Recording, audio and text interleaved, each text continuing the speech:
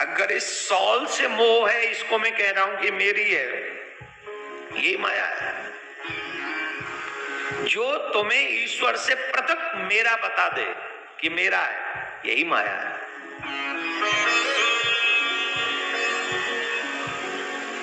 मेरा कुछ नहीं है। राम जी ने कहा रामायण में, मैं और मोर तोरते माया, जीवस कीने जीव निकाया। ये मेरा तेरे वाली भावना ने ही पूरे विश्व को अपने कब्जे में ले रखा है। घर घर में भाई भाई कैसे लड़ पड़ते हैं, बोलो। अगर भगवान की भक्ति करनी हो तो लड़ाई है ही नहीं। ये तेरा भी और मेरा भी है। भगवान के ऊपर दूसरी प्रकार की लड़ाई होती। मैं रोज पूजा करूं, तुम ना करोगे, तुम आए ना है जी।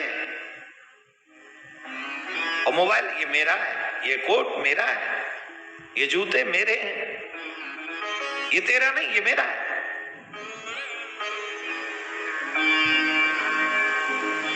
जहां मेरे तेरे का भाव उत्पन्न होगा वही माया है। और माया का काम ही है जीव को दूर रखना भगवान से।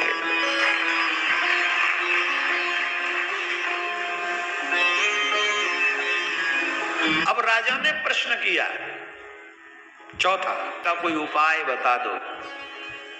अब ध्यान से सुनना। अगर ये माया इतनी प्रबल है तो इस माया से, अब मैंने पहले ही कहा था, आज आपको कथा में कुछ मिले न मिले, साधन संपन्नी बात जरूर मिलेंगी, साधन से संबंधित।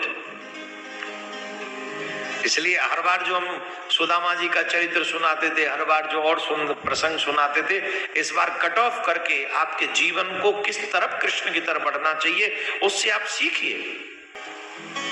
ये माया हमें पार कैसे कर सकती है, माया से हम बचें कैसे, कोई तो उपाय बताइए माया से बचने का।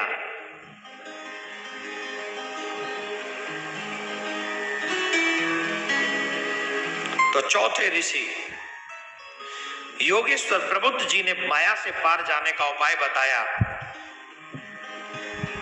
क्या उपाय बताया?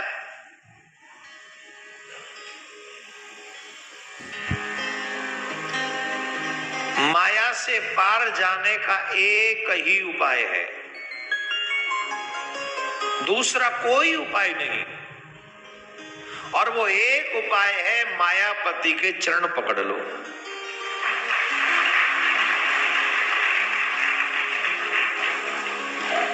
भाई ऐसे समझो, दो आदमी हैं और तुम्हें एक से बचना है।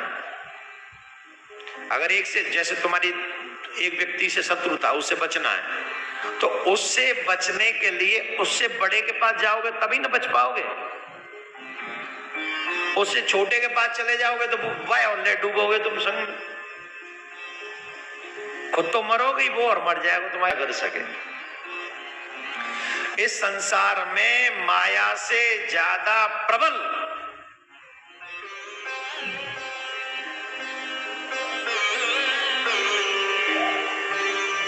कुछ नहीं है, कुछ भी नहीं है इस माया से ज्यादा प्रबल। और उस माया से अगर बचना चाहते हो तो मायापति के चरण जब पकड़ लोगे तो तुम बेड़ा पार हो जाएगा तुम्हारा। मायापति ही माया से बचा सकते हैं और कोई तुम्हें नहीं बचा सकता। उन्होंने भगवान के ही श्री चरण पकड़ लिए तो वो बच गए, किसी का भी नाम उठा। विभीषण जी रावण की नगरी में रहते, लंका में रहते, तर गए कि बच गए कि फंस गए, बताओ बोलो, कैसे बच गए? भगवान श्री राम के नाम का आश्रय लेकर, भगवान श्री राम की चरण शरण ग्रहण करके। ध्यान से सुने, भक्त का निवास कैसा होना चाहिए?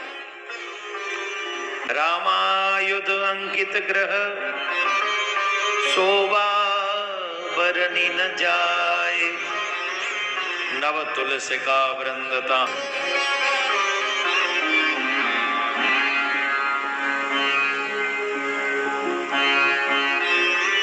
एक भक्त का घर कैसा हो? अपने घर में तुलसी का बिरवा जरूर रखो। घर के बाहर कुत्तों से सावधान, ये मत लिखवाओ। अपने भगवान का नाम लिखवाओ। जिस घर में भगवान का नाम लिखा रहता है, जिस घर में भगवान के नाम के श्लोक लिखे रहते हैं, जिस घर में भगवान के नाम का संकीर्तन होता है, उस घर में नेगेटिव एनर्जी कभी वास नहीं करती, पॉजिटिव। आज देखो हमारे घरों में क्या क्या लिखा रहता है। अब देखो हमारे घर, पहले लोग घरों में रामायण की चौपाई लिखवाते थे, शुभ लाभ लिखवाते थे, भगवान के नाम के कुछ न कुछ पद इत्यादि लिखवाते थे। अब तो पता नहीं कहां चली गई ये परंपरा, कहां चली गई संस्कृति। तो विभीषण जी से हमको सीखना चाहिए। रावण की लंका में रह के विभीषण की भक्ति नहीं डिगी, और हम लोग अच्छे स्वतंत्र देश में रहकर भी अपने भक्त। बोलो राधे राधे।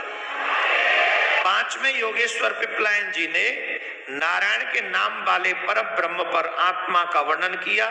तत्पश्चात राजा नेमि की प्रार्थना की कि हे योगेश्वरो, अब आप लोग मुझे कर्म योग के बारे में उपदेश कीजिए, जिससे मैं शुद्ध होकर। कर्म क्या है? कर्म, अकर्म और विकर्म। ध्यान से सुनिए। कर्म, अकर्म और विकर्म।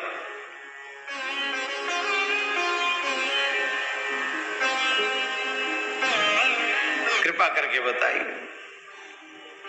कर्म, अकर्म और विकर्म। एक करने योग्य कर्म, एक न करने वाला कर्म, और तीसरे की परिभाषा तो और भी सुंदर है। आप दो पर ध्यान दें। एक कर्म ऐसा होता है जो मनुष्य का कल्याण कर देता है, करने योग्य कर्म, और एक न करने योग्य कर्म। आज का मनुष्य न करने वाले कर्म पर ज्यादा फोकस्ड है। आज के मनुष्य की पूरी उदाहरण, फॉर एग्जाम्पल मैं एक उदाहरण देता हूं, इसी उदाहरण से संबंधित एक कहानी देता हूं। आज हमारे भारतवर्ष में ही नहीं, पूरे विश्व में मांस खाने का प्रचलन बड़ी तेजी से चल रहा है। बोलो हाँ या ना। ये भारत की बात बता रहे हैं, जिस देश में लोग ऑलवेज बड़े प्रेम से शाकाहारी भोजन किया करते थे।